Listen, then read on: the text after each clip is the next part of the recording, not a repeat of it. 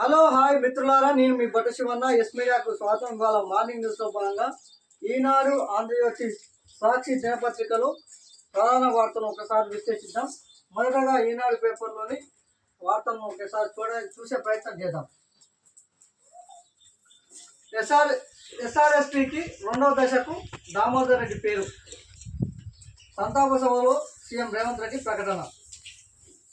నల్లగొండ జిల్లా తాగునీటి అవసరాల కోసం ఎస్ఆర్ఎస్పీ రెండో దశ స్టేజ్ 2ను తీసుకురావడానికి దామోదర్ రెడ్డి పోరాటం చేశారని ఆ ప్రాంత కార్యకర్తల ప్రజల కోరిక మేరకు ఈ కాలువకు ఆర్డీఆర్ ఎస్ఆర్ఎస్పీ స్టేజ్ 2గా నామకరణం చేసినారని ముఖ్యమంత్రి రేవంత్ రెడ్డి ప్రకటించారు. ఈ మేరకు 24 గంటల్లో జీవో ఇస్తామన్నారు. సూర్యాపేట జిల్లా తుంగతుర్తిలో ఆదివారం నిర్వహించిన దామోదర్ రెడ్డి సంతాప సభలో సీఎం రేవంత్ రెడ్డి ప్రకటించారు. ఈ కార్యక్రమంలో మినిస్టర్లు, అదేవిధంగా వాళ్ళకి సంబంధించిన పార్టీకి సంబంధించిన ఎమ్మెల్యేలు, ఎంపీలు అందరూ పాల్గొనడం. దానికి సంబంధించి ఏదైతే స్టేజ్ 2 ఉందో ఎస్ఆర్ఎస్పీకి సంబంధించిన దిగంత నేత టైగర్ దామన్న పేరు మీద ఆర్డీఆర్ ఎస్ఆర్ఎస్పీ ఫేజ్ 2 అని చెప్పి దానికి నామకరణం చేయడం జరిగిందంట. దానికి సంబంధించిన వార్త మిత్రులారా. మరో వార్త చూద్దాం. పాక్పై ఆఫ్ఘన్ దాడి, 58 మంది సైనికులు హతం, 30 మందికి గాయాలు, 9 మంది ఆఫ్ఘన్ సైనికులు మృతి అని చెప్పి ఒక వార్త రావడం జరిగింది. పాకిస్తాన్ పైన ఆఫ్ఘనిస్తాన్ దాడి చేసిందంట. దీనిలో ఈ ఏదైతే దాడి ఉందో ఆ దాడిలో 19 ఆఫ్ఘన్ పోస్టర్ను అది పాక్ ఆధీనంలోకి వచ్చినాయంట. సరిహద్దులో తీవ్ర ఉద్రిక్తత, 200 మంది ఉగ్రవాదులను హతమార్చిన పాక్ అని చెప్పి ఒక వార్త రావడం జరిగింది.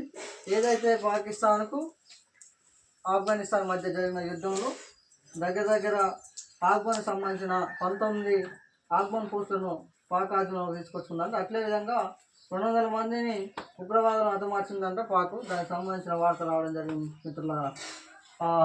ఆఫ్ఘన్ మంత్రి ఏమంటుందో ఒకసారి చూసే ప్రయత్నం చేద్దాం. ఈ దాడి మీద పాకిస్తాన్తో నెలకొన్న వివాదాన్ని శాంతితో పరిష్కరించుకోవడం కోరుకుంటున్నామని, అదే సమయంలో ఆ దేశం రెచ్చగొట్టే చర్యలను ఎట్టి పరిస్థితుల్లోనూ ఉపేక్షించబోమని ఆఫ్ఘన్ విదేశాంగ మంత్రి అమీర్ ఖాన్ స్పష్టం చేశారు. ప్రస్తుతం భారత్లో పర్యటిస్తున్న ఆయన ఆదివారం ఢిల్లీ మీడియాతో మాట్లాడుతూ విదేశీ చొరబాటును తమ దేశం ఐక్యంగా ఎదుర్కొంటుందని చెప్పి పాక్ ఆఫ్ఘన్ సరిహద్దుల పరిస్థితి ప్రస్తుతం నియంత్రణలో ఉందని వెల్లడించారు. ఏదైతే ఆఫ్ఘన్ మంత్రి ఏమంటుండంటే, నిన్న భారతదేశం పర్యటన ఉందంటే ఢిల్లీలో ప్రెస్తో మాట్లాడుతూ ఏదైతే పొరుగు దేశాల మీద పాకిస్తాన్ చేసిన దాడులు ఉన్నాయో దాన్ని ఉపేక్షించడం, ఐక్యంగా ఎదుర్కొంటామని చెప్పి ఒక హెచ్చరిక జారీ చేయడం జరిగింది. మరో వార్త చూద్దాం మిత్రులారా. ఆంధ్రజ్యోతిలో ముఖ్యంగా పోలీస్ వ్యవస్థ మీద ఏదో మాట్లాడుతున్న పోలీస్ బాస్ శివధర్ రెడ్డి కొత్తగా వచ్చిన ఆయన ఏం మాట్లాడుతున్న ఒక విషయాన్ని తెలుసుకునే ప్రయత్నం చేద్దాం. తారాలో సివిల్ పంచాయతీలు నిర్వహిస్తే వేటు, అవినీతికి పాల్పడి పోలీస్ శాఖకు మద్దతు తెస్తే ఉపేక్షించాం, రాష్ట్ర పోలీసులకు డీజీపీ శివధర్ రెడ్డి ఆదేశం అంటారు. తారాలో పోలీస్ కార్యాలయాల్లో సివిల్ పంచాయతీలు నిర్వహిస్తే ఉపేక్షించే లేదని, అవినీతి పాల్పడి పోలీస్ శాఖ మద్దతు తెస్తే వేటు తప్పదని డీజీపీ బత్తుల శివధర్ రెడ్డి స్పష్టం చేశారు. హోంగార్డు మొదలుకొని క్షేత్రస్థాయిలో పోలీసులు ముందుండి నడిపించే అధికారులందరూ తెలంగాణ పోలీస్ శాఖ నిర్బంధిత ప్రతినిధులకు నిలవాలని పిలుపునిచ్చారు. ప్రజల విశ్వాసం పోలీసింగ్ నిజమైన కోలమానం అన్నారు. పోలీస్ కుటుంబాల సంక్షేమానికి ప్రాధాన్యత ఇస్తామన్నారు. ఈ మేరకు తెలంగాణ పోలీసులకు ఆయన ఆదివారం తన సందేశాన్ని పంపారని చెప్పి ఒక వార్త రావడం. ఏదైతే ఈ మధ్యలో ముఖ్యంగా సివిల్ పంచాయతీలలో అసలు పోలీసులకు సంబంధం లేదు. ఏమైనా సివిల్ ఏదైతే భూముల పంచాయతీలు ఉంటాయో భూముల పంచాయతీలు తీర్చేది పోలీస్ స్టేషన్లు కావు. 100% అది చేయవలసిన అవసరం లేదు. కానీ కొంతమంది అత్యుత్సాహంగా ఏం చేస్తారు, ఎస్ఐలు, సిఐలు తమ పరిధిలో ఉన్నట్టు దానికి సంబంధం లేదు, భూములకు ఆయనకి ఏం సంబంధం ఉందో అది ఎంఆర్ఓ గారు చూడాల్సిన. ఎంఆర్ఓ గారు ఏదైనా విషయం చెప్తే ప్రొటెక్షన్ కోసం మాత్రమే పోవాల్సిన అవసరం ఉంటుంది. కానీ అత్యుత్సాహంతో కొంతమంది పోలీసులు ఏం చేస్తారంటే, మా అంత మనగాడే లేడు, ఈ మండలంలో నేనే పోలీస్ బాస్ అని చెప్పి అత్యుత్సాహం పాల్గొని దాంతోపాటు అది అసలు ఎందుకు చేస్తారంటే ముఖ్యంగా అత్యధిక శాతం అక్కడ న్యాయం ఉందా లేదా రెండో ఆప్షన్ అయితే ఎవరైతే బాధ్యత ఉందో లేకపోతే ఎవరైతే కేసులు పెట్టారో వాళ్ళ కానించి ఏదో ఒక పక్షం ఇరువై పక్షంలో వైపు నిలబడి వాళ్ళని బెదిరించే ప్రయత్నం చేస్తారు. ఇది అవసరం లేని ముచ్చట. అలాంటివి చేస్తే ఈసారి అంట వేటు పడుతుందంట. కొంతమంది ఎస్ఐలు ఇది గుర్తుపెట్టుకోవాల్సిన అవసరం ఉంది. ఎందుకంటే మీ బాసే చెప్తున్నాడు ఈ దెబ్బతో మిమ్మల్ని మీ పని పడతా అని చెప్తున్నాడు. అదేవిధంగా పోలీస్ సంక్షేమానికి పెద్దపీట వేస్తని చెప్పి డీజీపీ శ్రీవర్ధన్ రెడ్డి ఒక సందేశాన్ని పంపింది. దానికి సంబంధించిన వార్త మిత్రులారా, ఎవడైనా పోలీస్ స్టేషన్లో సివిల్ కేసులకు సంబంధించిన ఏది చూస్తే వాళ్ళకు ఖచ్చితంగా మనం చెప్పాల్సిన డీజీపీ కాడికి పోవచ్చు, అదేవిధంగా కోర్టులో కూడా పోవచ్చు. నాకు సంబంధం లేని విషయంలో తల చూస్తుందని చెప్పి ఈ విషయాన్ని తెలుసుకోవాల్సిన అవసరం ఉంది ప్రజలు ముఖ్యంగా. మరో వార్త చూద్దాం. 42% రిజర్వేషన్ల కోసం బీసీ జేఏసీ ఏకతాటిపైకి ఆర్ కృష్ణయ్య, జాజుల శ్రీనివాస్ గౌడ్ మరింత బలోపేతం ఉద్యమిస్తామని వెల్లడి. 13న దిగ్బంధం రద్దు, 14 నాటి బంద్కు 18కి వాయిదా అని చెప్పి ఒక వార్త రావడం జరిగింది.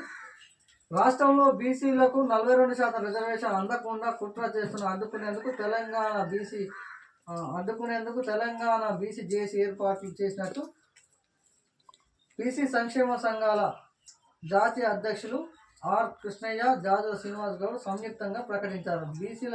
బీసీలకు స్థానిక సంస్థ ఎన్నికలలో కాకుండా ఉద్యోగాలలో 42% రిజర్వేషన్ సాధించేదాకా ఈ జేఏసీ ఉద్యమిస్తుందని స్పష్టం చేశారు. ఆదివారం నాడు హైదరాబాద్ లకుడ్ కపుల్లో హోటల్లో సమావేశం బీసీ నేతలు అని చెప్పి ఒక వార్త రావడం జరిగింది. 42% రిజర్వేషన్లు అనేవి ఓన్లీ స్థానిక సంస్థలతో కాకుండా ఉద్యోగం, అదేవిధంగా ఏదైతే ఉద్యోగ రంగాలలో కానీ అదేవిధంగా విద్యారంగంలో కానీ 42% రిజర్వేషన్లు ఇవ్వాలని చెప్పి కొట్లాడదాకా మా బీసీ జేఏసీగా ఏర్పడడం జరిగిందంటే దానికి చైర్మన్గా మన ఆర్ కృష్ణన్న ఉన్నాడు. అదేవిధంగా జాజు శ్రీనివాసం 100% వచ్చే వరకు కొట్లాడవలసిందే. అదేవిధంగా ఓటు చైతన్యం చేయవలసిందే. బీసీలు తలుచుకుంటే అగ్రకులాలు గట్టిగా పిసుకుతే 5% లేని అగ్రకులాలు ఏడుంటారో ఒకసారి ఆలోచన చేయాలి. ఈ పోరాటాలు చేస్తూనే రాజ్యాధికారం వైపు ప్రయాణం చేయాలని శ్రీనన్నకు అదేవిధంగా ఆర్ కృష్ణన్నకు విజ్ఞప్తి చేస్తున్నాను. ఎందుకంటే మన బలం ఏందో మనకే తెలియట్లేదు. దయచేసి ఆ దిశగా ఆలోచన చేయాల్సిన అవసరం ఉన్నది. మరో వార్త చూద్దాం.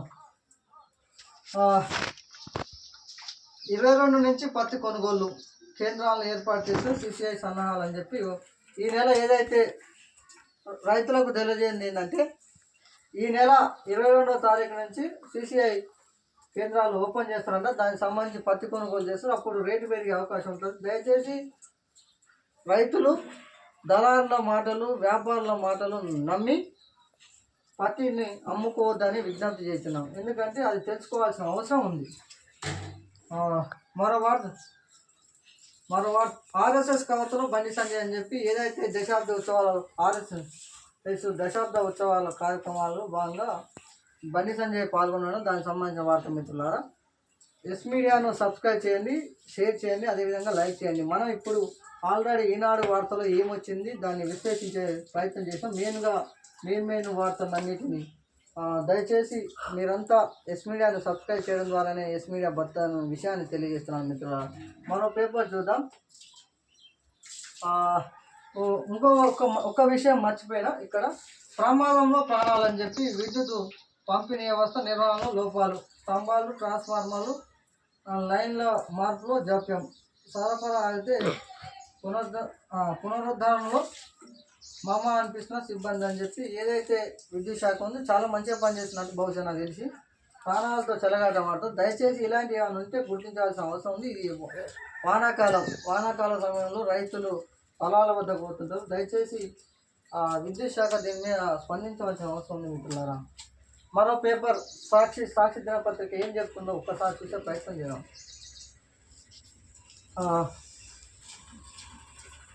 లోటు 1,00,000 కోట్లు. గత 5 ఏళ్లలో కేంద్రం నుంచి రాష్ట్రం ఆశించిన స్థాయిలో రాని గ్రాంట్ ఇన్ ఎయిడ్ ఏదైతే రాష్ట్ర ప్రభుత్వం కేంద్రానికి కొంత బడ్జెట్ కావాలని చెప్పి ప్రతిపాదనలు పంపుతుంది. ఆశించిన స్థాయిలో కేంద్ర ప్రభుత్వం మనకు సహాయం చేస్తలేదని చెప్పి ఈ వార్త ముఖ్య ఉద్దేశం. చూసే ప్రయత్నం చేద్దాం మిత్రులారా. వార్షిక బడ్జెట్లో ఏటా పెద్ద సంఖ్యలో గ్రాంట్లు చూపిస్తూ రాష్ట్ర ప్రభుత్వం మార్చి నెలాఖరు కేంద్రం ఇస్తున్నది. అందులో 30% లోపే. 2020-21లోనూ చివరి బడ్జెట్ ప్రతిపాదన మించి గ్రాంట్ ఇన్ ఎయిడ్ 2021-22 నుంచి 2025 వరకు ఆశించింది 1,65,349 కోట్లు. కేంద్రం ఇచ్చింది 41,114 కోట్లు. ఈ ఏడాది తొలి 5 నెలలలో ఇచ్చింది 673 కోట్లే అంట. దయచేసి మిత్రులారా, ఇది మనం పెద్ద పెద్ద మాటలు చెప్పే బీజేపీకి కానీ బీజేపీ నాయకులకు ఇక్కడ లెక్కలు చెప్తున్నది. ఈ లెక్కల ప్రకారం చూడవలసిన అవసరం ఉంది. ఎందుకంటే మీరు పెద్ద పెద్ద మాటలు మాట్లాడుతున్నారు.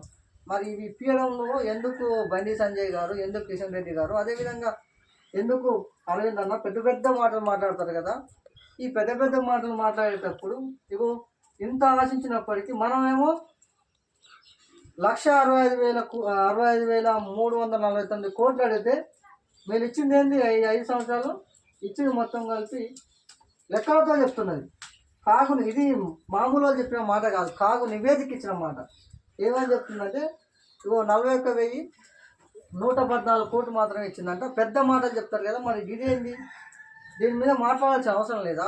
కేంద్రం కాడికి పోయి నిధులు తెలంగాణ రాష్ట్రాన్ని తీసుకురావాల్సిన బాధ్యత మీ మీద లేదా? ఎగిరి దుంకుతారు కదా, మరి గీడెందుకు దుంకట్లేదు? సరే, ఏం చెప్తుందో ఒకసారి చూసే ప్రయత్నం చేద్దాం. కేంద్రం నుంచి తెలంగాణ రాష్ట్రం ఆశించిన గ్రాంటు గత కొన్నాళ్ళుగా అతి తక్కువగా వస్తుంది. 2020లో ఆర్థిక సంవత్సరం నుంచి గ్రాంట్ ఇన్ ఎయిడ్లో రూపంలో కేంద్రం నుంచి వస్తున్నాయి. రాష్ట్ర ప్రభుత్వం ఆశించింది ఆర్థిక బడ్జెట్లో ప్రతిపాదిస్తున్న నిధులు ఆ ఆర్థిక సంవత్సరం చివరి నాటికి కేంద్రం ఇచ్చే మొత్తానికి పొంతన ఉండడం లేదు. చూసిన పొంతన ఉండలేదు. ఇది చదివినా అయిపోయింది ఆల్రెడీ. మీకు అర్థమైందా మిత్రులారా? ఈడ 2020 నుంచి 21 నుంచి ఇప్పటి వరకు దగ్గర 21 నుంచి 25 వరకు మనకు వచ్చింది ఎంత అంటే ఇగో మరి ఈ సంవత్సరం దారుణం 673 కోట్లు వస్తుంది. ఇక మరి సిగ్గుండాలి పెద్ద పెద్ద మాటలు చెప్పుకోవడానికి. ఇది ప్రభుత్వం చెప్పిన లెక్కలు కాదు, కాగ్నివేదిక ఇచ్చిన లెక్కలు. మరి ఇక దీన్ని ఆలోచన చేయాల్సి, తెలంగాణ ప్రజలు కూడా ఆలోచన చేయాల్సిన అవసరం ఉన్నది. మరో వార్త చూద్దాం మిత్రులారా. మెయిన్గా వార్తలు ఏంటంటే అవతల వచ్చిన ఏదైతే ఈనాడులో వచ్చిన పేపర్ సాక్షిలో వచ్చిన దాన్ని ఆంధ్రజ్యోతిలో కాకుండా కొత్త వార్తలు మాత్రమే చదవడం మీకు వినిపించే ప్రయత్నం చేస్తున్నాం మిత్రులారా. స్కూల్ తనిఖీకి టీచర్లు తెరపైకి మళ్ళీ వివాదాస్పద ఉత్తర్వులు. గెజిటెడ్ హెచ్ఎం స్కూళ్లకు ఎస్సీఏలను అధికారం. గతంలో ఇదే తరహా ఉత్తర్వులు టీచర్ల నుంచి వ్యతిరేకత మధ్యలో ఆపేసిన ప్రభుత్వం మళ్ళీ అవే ఆదేశాలని చెప్పి ఒక వార్త రావడం జరిగింది. ఏదైతే టీచర్లతో హెచ్ఎం మీద టీచర్లు ఎస్ఏ టీచర్లు అంటే దగ్గర ఎస్ఏ టీచర్లతోటి వాళ్ళ మీద ఎంక్వైరీ చేస్తారంట. దానికి సంబంధించిన కమిటీలు ఉంటాయంట. అది జిల్లా కలెక్టరు ఆధీనంలో ఉండే కమిటీలు పనిచేస్తాయంట. చదువు బంద్ చేసి తనిఖీలు చేయడానికి పోవాల్సిన అవసరం ఉందంట చెప్పి ఒక ఉత్తర్వులు వచ్చిన దానికి సంబంధించింది ఏముందో చూసే ప్రయత్నం చేద్దాం. ప్రభుత్వ పాఠశాలను తనిఖీ చేసే అధికారం ఉపాధ్యాయులకు ఇస్తూ విద్యాశాఖ మరోసారి ఉత్తర్వులు జారీ చేసింది. జిల్లాల వారీగా బృందాలు ఏర్పాటు చేస్తూ పాఠశాలలో డైరెక్టర్ నవీన్ నికోలస్ ఆదేశాలు ఇచ్చారు. ప్రాథమిక పాఠశాలలకు 128, ప్రాథమికోన్నత పాఠశాలకు 35, ఉన్నత పాఠశాలకు 96 బృందాలను ఏర్పాటు చేశారు. ఒక్కొక్క బృందానికి ఆయా స్థాయి ప్రధాన ఉపాధ్యాయుడు నోడల్ అధికారిగా, సెకండరీ గ్రేడ్ టీచర్లు సభ్యులుగా ఉంటారు. ప్రైమరీ ప్రాథమిక పాఠశాల చేసే కమిటీలు 3, హై స్కూల్ స్థాయిలు 9 మంది సభ్యులు ఉంటారు. ప్రస్తుతం మండలంలో పరిధిలో స్కూళ్ళ తనిఖీలకు కాంప్లెక్స్ హెచ్ఎంలు మరియు మండల అధికారులు పనిచేస్తున్నారు. తాజా కమిటీలు జిల్లా కలెక్టర్ నేతృత్వంలో ఏర్పడతాయి. ఏప్రిల్ 4వ తేదీన ముఖ్యమంత్రి రేవంత్ రెడ్డి విద్యాశాఖ ఉన్నతాధికారుల సమీక్షించారు. ఈ నేపథ్యంలో పాఠశాల తన తనిఖీలు విస్తృతం చేయాలని చెప్పి నిర్ణయించడం జరిగింది. దానికి సంబంధించింది ఈ కమిటీలు ఏం చేస్తాయని ఒకసారి ప్రయత్నం చేద్దాం. పాఠశాలలో మౌలిక వసతుల కల్పన, మధ్యాహ్నం భోజన నిర్వహణ, ఉపాధ్యాయుల హాజరు ఏ విధంగా ఉన్నదని, ఎప్పుడు వస్తున్నారని చెప్పి, బోధన ప్రణాళిక చెప్పి ఏవైతే ఈ కమిటీలు ఇవన్నిటిని చూస్తాయంటే ఏవేంటి, మౌలిక వసతులు ఏ విధంగా ఉన్నాయి, మధ్యాహ్నం భోజనం ఎట్లా పెడుతున్నారు, ఉపాధ్యాయులు టైంకి వస్తురా రావట్లేదు అని చెప్పి. దయచేసి సరే ఇది మంచి ప్రోగ్రాం అయినప్పటికీ పిల్లలు ఇప్పటికే అరకూర వసతులతో అరకూర టీచర్లతో ఇవాళ స్కూళ్ళు నిర్వహిస్తున్నారు. రేపొద్దుగాల ఈ తనిఖీల వలన సగం మంది ఆ పేరుతో బయటికి పోయే ప్రయత్నం చేస్తారు. అప్పుడు ఏమవుతుంది, విద్యార్థుల భవిష్యత్తు ఏంటి అంటే పర్టికులర్గా కొంతమందిని అవసరమైతే రిక్రూట్మెంట్ చేసి తనిఖీ చేయించుకునే ప్రయత్నం చేయాలి తప్ప ఉన్న టీచర్లనే అసలే అరకొర మంది ఉన్నారు. వాళ్ళను మరి ఇట్లా తీసుకొచ్చి పెట్టడం వల్ల ప్రభుత్వానికి ఏమని మేలు జరుగుతుందో ఒకసారి ఆలోచన చేయాల్సిన అవసరం ఉన్నది. చలో, ఆపరేషన్ బ్లూ స్టార్ తప్పుడు నిర్ణయం. అందుకు మూలం ఇందిరాగాంధీ తన ప్రాణాన్ని కోల్పోయారు.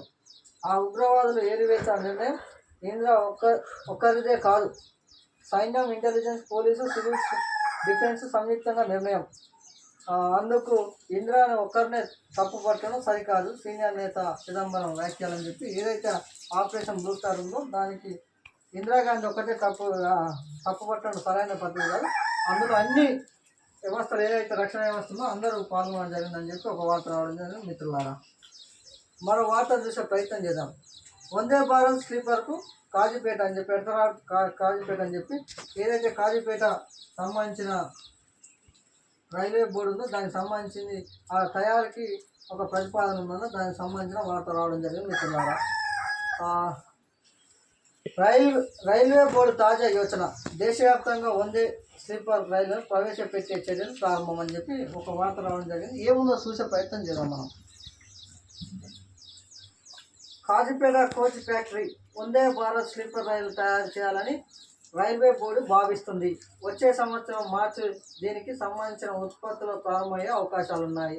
తొలుత కాజీపేట సాధారణ రైళ్లకు వినియోగించే LHB కోచ్లు, MMTS తరహా రైళ్లకు వినియోగించే ఎలక్ట్రికల్ మల్టీఫుల్ యూనిట్స్ సాధారణ వందే భారత్ కోచ్లు తయారు చేయాలని బోర్డు భావించింది. కానీ ప్రస్తుతం దేశవ్యాప్తంగా వీలైనన్ని వందే భారత్ స్లీపర్లను అందుబాటులో తేవాలని నిర్ణయించిన నేపథ్యంలో కాజీపేట కొత్త ఫ్యాక్టరీని అందుకు కేటాయించాలని తాజాగా నిర్ణయించినట్టు తెలిసింది. ఈ కోచ్ ఫ్యాక్టరీ దాదాపు సిద్ధమైనప్పుడు ఇప్పటి వరకు కోచ్ల తయారీ ఆర్డర్ను ఇవ్వలేదు. వాటికి స్థానంలో వందే భారత్ స్లీపర్ రైళ్లను తయారు చేయిస్తే బాగుంటుందని భావిస్తుంది. అయితే ఏదైతే వందే భారత్ స్లీపర్ రైళ్ళు ఉన్నాయో దానికి డిమాండ్ ఎక్కువ ఉందంట. ఇప్పటివరకు కాజీపేట కోచ్కు ఒక్కటి కూడా రాలేదంట, ఆర్డర్ రాలేదంట. ఇప్పుడు వందే భారత్ స్లీపర్లను తయారు చేసే ప్రతిపాదన ఉందని చెప్పి రావడం జరిగింది. మిత్రులారా, దయచేసి ఎస్ మీడియాని సబ్స్క్రైబ్ చేయండి, షేర్ చేయండి, అదేవిధంగా లైక్ చేయండి. లైక్ చేయడం ద్వారా మాత్రమే ఎస్ మీడియా భర్త అనే విషయం తెలియజేస్తున్నాను. మిత్రులారా, మరో వార్త చూసే ప్రయత్నం చేద్దాం. బీసీలను మళ్ళీ ఎట్లా మోసం చేయబోతుందో కాంగ్రెస్ ప్రభుత్వం అని చెప్పి ఒకసారి చూసే ప్రయత్నం చూద్దాం. మిత్రులారా, ఒకసారి పార్టీ తరఫున బీసీ రిజర్వేషన్పై సుప్రీంకోర్టుకు కాంగ్రెస్ స్పెషల్ లీవ్ పిటిషన్ దాఖలు యోచన.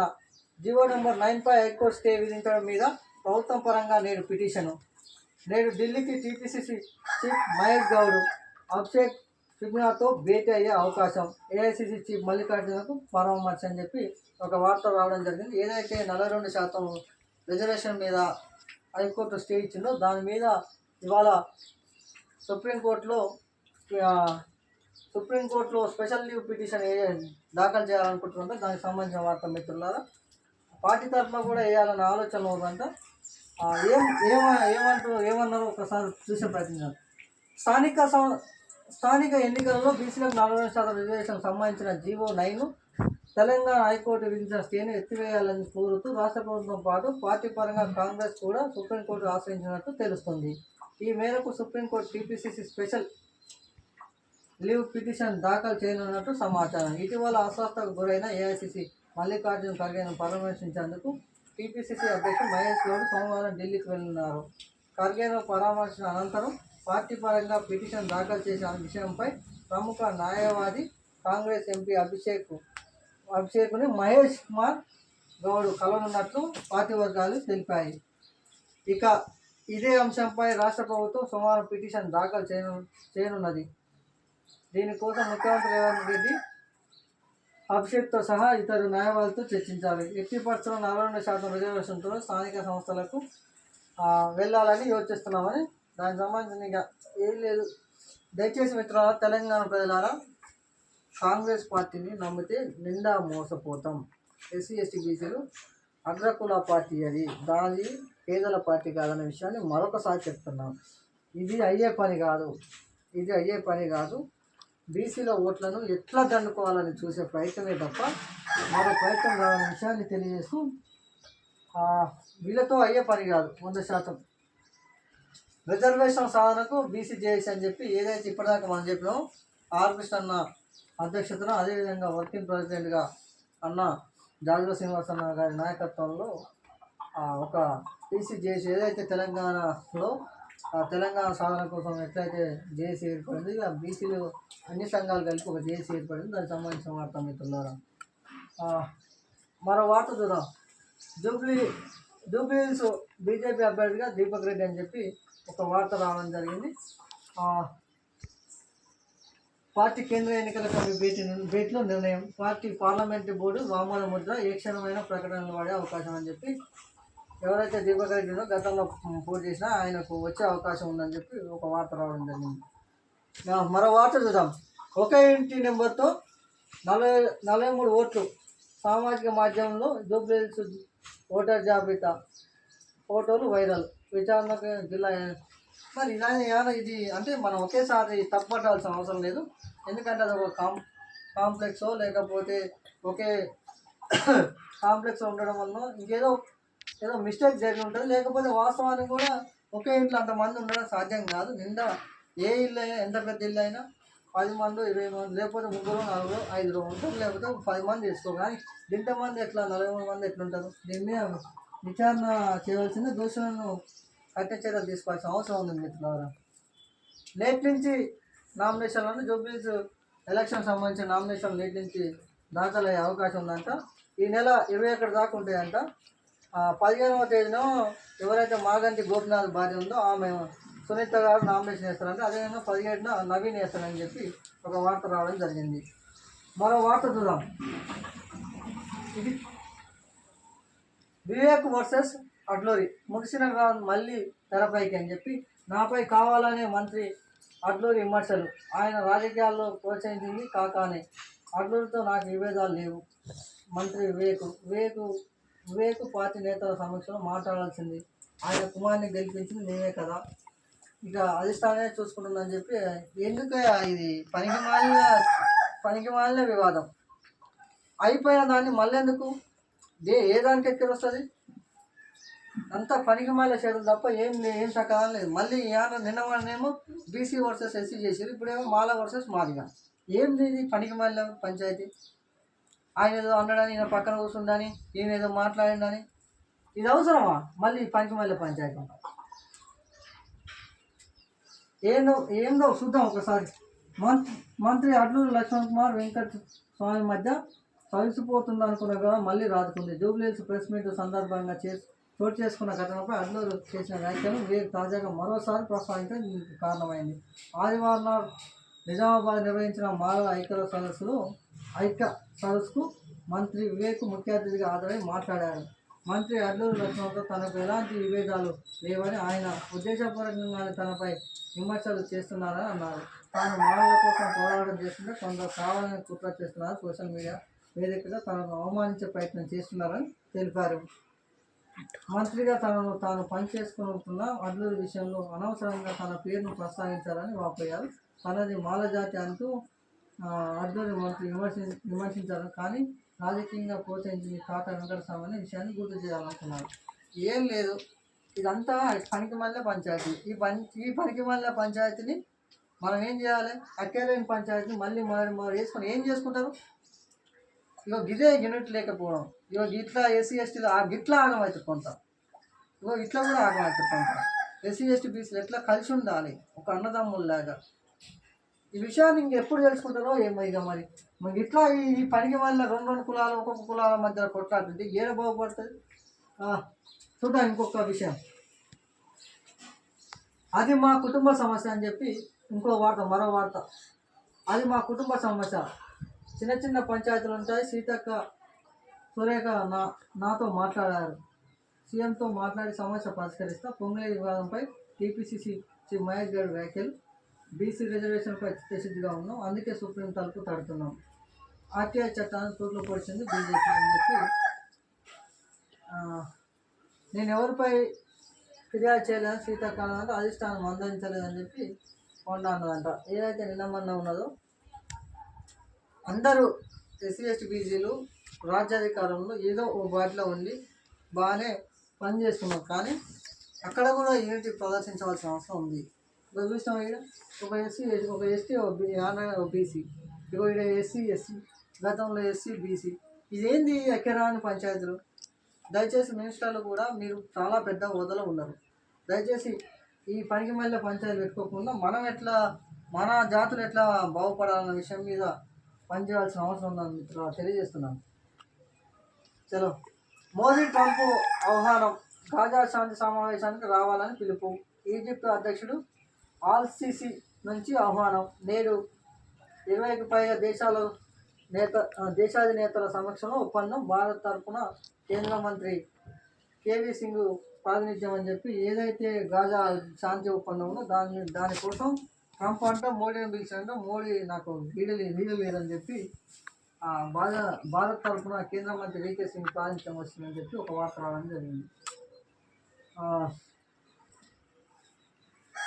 ఇంకా ఏమున్నది మిత్రా, 3వ తరగతి నుంచే ఏఐ పాఠాలు. వచ్చే ఏడాది నుంచి సిబిఎస్ బడులలో అమలు. 3, 4, 5 తరగతిలో ప్రాథమిక అంశాలు.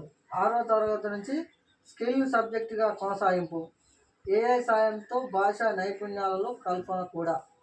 ఇప్పటికే 18,000 స్కూళ్ళల్లో పైలట్ ప్రాజెక్టు. 1 మంది టీచర్లకు ఏఐపై అవగాహన కోసం ప్రత్యేక శిక్షణ అని చెప్పి కేంద్ర విద్యాశాఖ చెప్తుందంట. 3వ తరగతి నుంచే ఏఐ పాఠాలు బోధిస్తారంట. దానికి సంబంధించింది ఆల్రెడీ 18,000 స్కూళ్ళల్లో పైలట్ ప్రాజెక్ట్ కింద తీసుకొని బోధిస్తారంట. అదేవిధంగా 1 మంది టీచర్లకు ఏఐపై అవగాహన నిర్వహించడం అని చెప్పి ఒక వార్త రావడం. భవిష్యత్తు మొత్తం ఏఐ పైన ఆధారపడి ఉంటుంది కాబట్టి ఖచ్చితంగా ఏఐని సిబిఎస్ఐ కాదు రాష్ట్ర ప్రభుత్వాలు కూడా 100% ఏఐ పాఠాలు, ఎందుకంటే ప్రపంచంతో పోటీ పడాలి, 100% పోటీ పడాలి కాబట్టి రాష్ట్ర ప్రభుత్వాలు కూడా ఈ ఏఐ పాఠ్యాంశాలపై ఒక దృష్టి సారించాల్సిన అవసరం ఉంది. ప్రభుత్వ స్కూళ్ళల్లో కూడా ఏఐ పాఠాలు వచ్చే అవకాశం రావాలి. ప్రతి మారుమూల పల్లెల్లో కూడా ఏఐ సంబంధించిన పాఠాలు నేర్పే అవకాశాన్ని కల్పించాలి. మరో వార్త చూద్దాం. రక్తశుద్ధికి వెళితే కొత్త రోగాలంట. డెత్ బెడ్స్గా డయాలసిస్ కేంద్రాలు. గత నెలలో మంగళూరు రోగికి హెచ్ఐవి, హార్ట్ డిస్క్ ఇంజెక్షన్ చేయని రక్తశుద్ధి కేంద్రాలు. 3 నెలలకు ఒకసారి జరగని వైరల్ మార్క్ టెస్టులు. కొన్ని చోట్ల 2 సార్లు డయా లేజర్లను వాడకం. షిప్ల కోసం రోగుల నుంచి డబ్బులు వసూలు చేస్తున్నారంటే ఇదంతా వైద్య శాఖ మినిస్టర్ గారు ఇలాంటివన్నీ పనికిమాలిన అన్నీ జరుగుతున్నాయి. వైద్య శాఖ తనిఖీలు ఉండవలసిన అవసరం ఉంది. దీని మీద దృష్టి సారించాలి. డయాలసిస్ కోసం అనుకుంటే మిగతా రోగాలు వస్తున్నాయంటే అక్కడ ఏవైతే ఉన్నాయో ఇంజక్షన్లు ఇవ్వడం కానీ, అదేవిధంగా ఏదైతే డయా లేజర్స్ ఉంటాయో ఆ లేజర్స్ కూడా మార్చట్లేదంటే ఒక్కొక్కరు 2 ఒక్కొక్కరికి వచ్చేసరికి రక్తం ద్వారా రావడం వల్ల హెచ్ఐవి కూడా వచ్చే అవకాశం ఉందంటే దానికి సంబంధించిన వార్త మిత్రులారా. దయచేసి జాగ్రత్త పడాల్సిన అవసరం ఉంది. మనం కూడా క్వశ్చన్ చేయాలి, ఏం చేస్తున్నారు ఏం చేయట్లేదని చెప్పి. పాఠాలు ఆపి బడుతానికి వెళ్ళాక మనం ఏదైతే చెప్పామో దానికి సంబంధించిన వార్త. సర్కారు బడులలో కమిటీలు వేస్తారని చెప్పి దానికి సంబంధించిన వార్త మిత్రులారా. బీజేపీ జేడీయూలకు చెరో 101 సీట్లు అని చెప్పి ఏదైతే బీహార్ ఎన్నికలలో బీజేపీ మరి అదే జేడీయూ చెరో 101 సీట్లలో పంచుకుంటాయంటే దానికి సంబంధించిన వార్త మిత్రులారా. పోలియో చుక్కలు వికటించి 3 నెలల చిన్నారి మృతి. సంగారెడ్డి జిల్లా కంకి మండలంలో ఘటన. పోలీసులు ఫిర్యాదు చేసిన తల్లిదండ్రులు మృతదేహం పోస్టుమార్టానికి తరలింపని చెప్పి దయచేసి ముఖ్యంగా ఆశా వర్కర్లు అదేవిధంగా పిల్లల తల్లిదండ్రులు కూడా డాక్టర్లు కూడా ఒక అవగాహన సదస్సు నిర్వహించాల్సిన అవసరం ఉంది. ఎందుకంటే పోలియో చుక్కలు వేయగానే పిల్ల ఏడుస్తుందని చెప్పి తల్లి అంట పాలు పట్టి ఇవ్వడం జరిగిందంట. అవి వాంతింగ్ చేసుకొని ఆ పిల్లగాడు చనిపోయిందంట. అంటే ఇక్కడ ఏం జరిగింది, వాళ్ళకు ఏదైతే పోలియో చుక్కలు వేయడమే కాదు వాళ్ళకు అవగాహన కూడా కల్పించే బాధ్యత హెల్త్ డిపార్ట్మెంట్ తీసుకోవాలి. ఇప్పుడు ఈ పిల్లగాని మృతికి ఎవరు బాధ్యులు? ఇప్పుడు తల్లి అనుకోవాలన్నా లేకపోతే ఇక్కడ ఉన్న సిబ్బంది అనుకోవాలన్నా? ఎవరు అనుకోవాలి? ఇది దయచేసి ఇలాంటి విషయాల మీద తల్లికి అవగాహన కల్పించవలసిన అవసరం ఉంది ముఖ్యంగా. ఎందుకంటే ఇలాంటి చిన్నాలు ముగ్గురు ఆడపిల్లలు అంటే నాలుగో అబ్బాయి అంట 3 నెలలకు చనిపోయింది అంటే అది ఎంత బాధ ఉంటుంది. దయచేసి వైద్య శాఖకు ఇలాంటి వాటి మీద కూడా శ్రద్ధ పెట్టాలి. ఇటువంటి వాళ్ళకు అవగాహన నిర్వహించవలసిన అవసరం ఉంది. ఏ ఇంజక్షన్ వేస్తే ఏది వాడొద్దు, ఏం చేయాలి అని చెప్పి తల్లిదండ్రులకు అవగాహన కల్పించాలి దయచేసి వైద్య శాఖ కూడా. మిత్రులారా, ఎస్ మీడియాను సబ్స్క్రైబ్ చేయండి. అదేవిధంగా ఇవాళ 3 ఈనాడు, ఆంధ్రజ్యోతి, సాక్షి దినపత్రిక మీకు ఏ వార్త వచ్చిన విషయాన్ని కొంచెం చెప్పే ప్రయత్నం చేయడం జరిగింది. దయచేసి మీరు నన్ను సబ్స్క్రైబ్ చేసి లైక్ చేసి షేర్ చేయడం ద్వారానే నా ఛానల్ బతుకు మహనీయుల ఆశయాలు ముందుకు పోవాలంటే 100% ఈ ఛానల్ మానిటైజేషన్ అయితేనే భవిష్యత్తులో ఎస్ మీడియా ముందుకు పోతున్న విషయాన్ని తెలియజేస్తూ దయచేసి సబ్స్క్రైబ్ చేయండి. మీరు ఈ అవకాశం ఇచ్చినందుకు అందరికీ ధన్యవాదాలు.